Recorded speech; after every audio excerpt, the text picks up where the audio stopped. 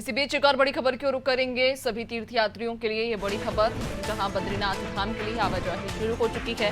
बद्रीनाथ राजमार्ग पर वाहनों की आवाजाही शुरू हुई है। राष्ट्रीय राजमार्ग पर दरअसल हजारों श्रद्धालु फंसे हुए थे।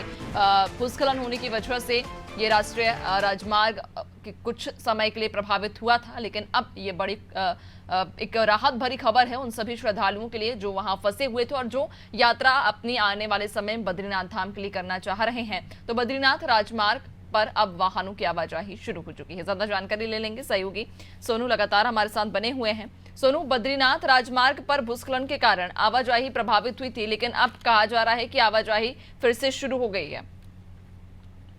इस तरह से काफी समय तक जो है तमाम श्रद्धालुओं को इंतजार करना पड़ा। हालांकि शासन प्रशासन के जो स्थानीय स्तर के अधिकारी हैं उन्होंने लगातार खाद्यान्न के लिए खाने की व्यवस्था की और रहने की व्यवस्था श्रद्धालुओं के लिए की।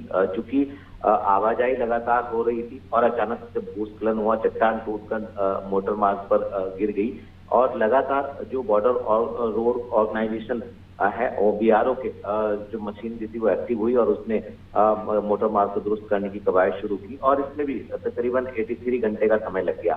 और इस दौरान जो यात्री हैं उनको कुछ परेशानियों का जरूर सामना करना पड़ा, क्योंकि सरकार बार बार इस बात को कह रही है कि जो यात्री हैं उनकी सुरक्षा जो है वो प्राथमिकताओं में है सरकार की।